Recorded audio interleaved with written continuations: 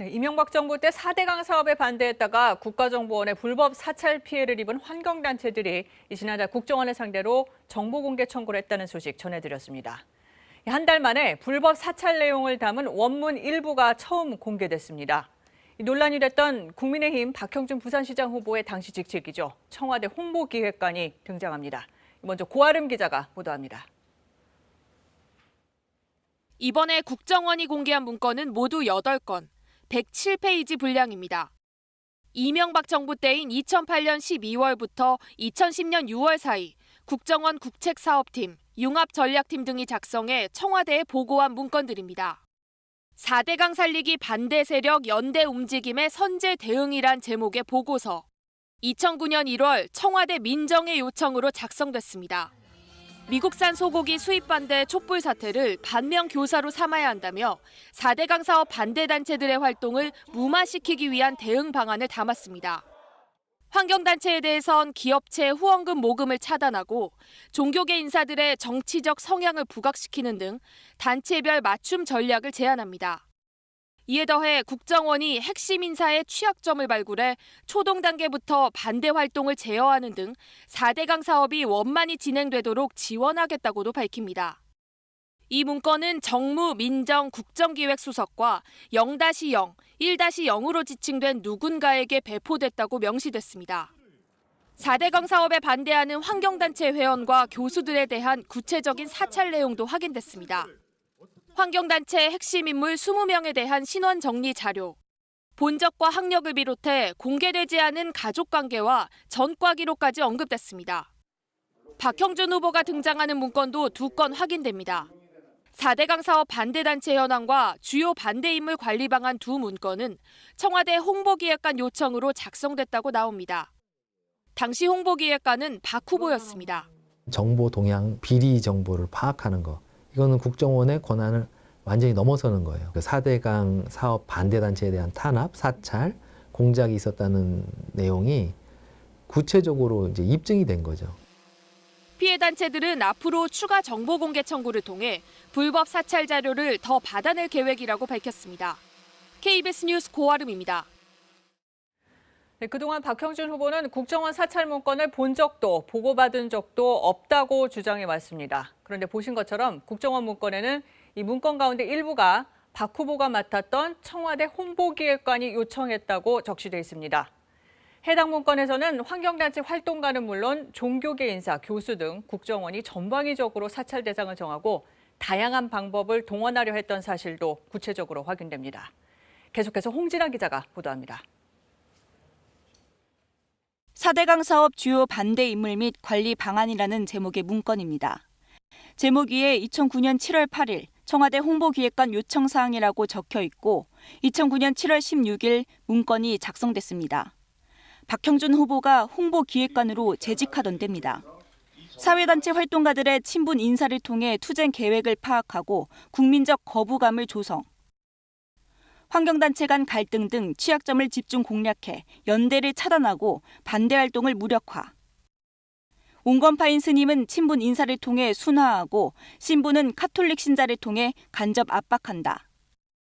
지역 환경단체는 생계 곤란 등 애로사항이나 활동 자금 확보 과정에서 비리를 적출한다고 적혀 있습니다.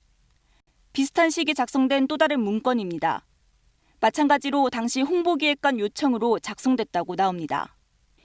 4대강 주변 지자체장들이 종교계 인사를 설득해 신자들이 반대 활동을 비판하도록 유도한다. 4대강에 반대하는 교수단체는 보수 언론을 통해 비난 여론을 조성한다. 주도 인물의 비리를 발굴해 활동을 약화시키는 방안을 강구한다. 반대 활동을 하는 한 변호사의 경우 세무조사 등으로 압박하면 활동이 약해질 것이다라고 나와 있습니다. 이 문건은 당시 박형준 홍보기획관에게 배포됐다고도 적혀 있습니다. KBS는 박형준 후보의 입장을 듣기 위해 2건의 문건을 직접 보여줬습니다. 박 후보는 문건을 본 적도 없고 불법 사찰을 요청한 적도 없다는 입장을 고수했습니다. 홍보기획관실에 누가 이런 자료를 요청했는지 아닌지 제가 확인할 도리가 없고 중요한 것은 제가 본 적이 없다는 거예요. 그리고 모든 자료를 그 홍보기획관이나 뭐 정무수석이 다 보는 게 아닙니다. 국정원이 왜 이렇게 자료를 썼는지는 좀 모르겠는데 KBS는 피해 단체들의 동의를 받아 박 후보가 언급된 사찰 원문을 인터넷에 공개하기로 했습니다. KBS 뉴스 홍진아입니다. 네, 그럼 이번 사안을 취재한 사회부 이재석 기자와 몇 가지 더 짚어보겠습니다.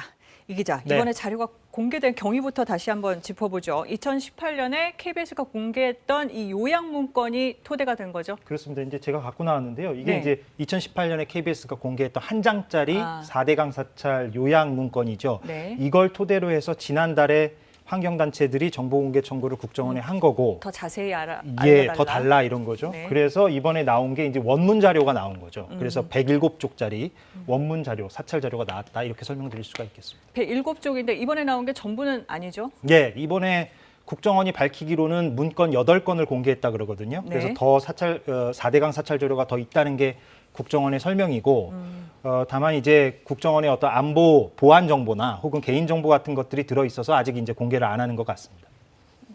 그렇게 밝혔고 국정원이. 오늘 취재진이 박 후보를 만나서 원문을 읽어보도록 보여줬습니다. 근데 예. 전면 부인했고요. 박 후보 입장을 어떻게 봐야 할까요?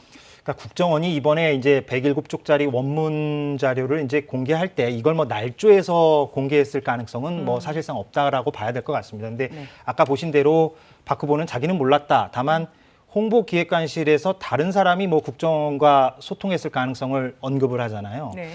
근데 좀 의구가 드는 것은 다른 곳도 아니고 정보기관인 국정원에서 홍보기획관 요청에 의해서 이렇게 보고를 했다라고 다 명기가 돼 있는데 아랫사람들이 그러니까 실무진에서 홍보기획관한테 보고하지 않고 이 모든 일을 했겠는가 하는 의구는 현실적으로 드는 게 사실입니다. 네. 그런데 박 후보가 실제로 이 보고를 못 받았을 가능성도 있는 거 아닙니까? 네, 그런 가능성을 완전히 없다 이렇게 말씀드릴 수는 없을 것 같습니다. 네. 이제 다만 이제 본인이 이제 관할하던 부서에서 이런 일이 벌어진 거잖아요. 그렇죠. 그러니까 정치적 도의적 책임 문제는 또 별개로 생각을 해봐야 될 것 같고 박 후보가 이와 관련해서 뭐 유감 표명을 표시했던 적은 없었습니다. 네. 그런데 왜 선거를 앞두고 국정원 문건이 공개되는 거냐? 일각에선 이런 주장도 나오는데요. 예, 두 가지를 좀 명확히 말씀을 드려야 될 것 같습니다. 시민단체가 오랜 기간 이제 법정 소송을 통해서 지난해 11월에 대법원 확정 판결을 받아냈죠. 네. 정보를 공개하라는 판결이었습니다. 그래서 그 이후에 이제 차례차례 속속 정보가 공개되고 있는 것인데 공교롭게도 선거철과 시기적으로 맞물린 측면이 있다는 거. 이게 이제 하나고요. 네. 다른 하나는 아까도 말씀드린 대로 이번에 4대강 사찰 원문 자료가 나오게 된 토대가 된 게 3년 전에 저희가 보도했던 요약 문건 아니겠습니까? 네. 근데 그 요약 문건은 이번에 논란과는 별도로 저희가 독자적으로 입수해서 독자적으로 그때 당시에 다 보도를 했었던 것이기 때문에 그런 점들을 좀 말씀드리고자 합니다. 이 기자 설명대로 이 대법원 결정에 따라서 지금 정보 공개가 진행되고 있는 거고 그럼 앞으로도 계속 정보 공개가 있는 거죠? 그렇습니다. 그러니까 뭐 4대강 사찰이든 국회의원 사찰이든 그러니까 선거와 무관하게 그러니까 박형준 후보와 무관하게 여태까지 계속 정보 공개가 있었고 앞으로도 있을 것이다 이렇게 말씀드릴 수가 있겠습니다. 네. 실제 김승환 전북도 교육감이라든가 배우 문성근 씨라든가 이런 피해자들의 자료가 이제 공개가 돼서 언론 보도가 있었지 않습니까? 그렇죠. 그러니까 앞으로도 선거와 무관하게 자료들이 계속 공개가 될 것이다. 정보 공개 청구가 계속 이뤄질 것이다. 이렇게 정리할 수가 있겠습니다. 네. 이재석 기자 잘 들었습니다. 네.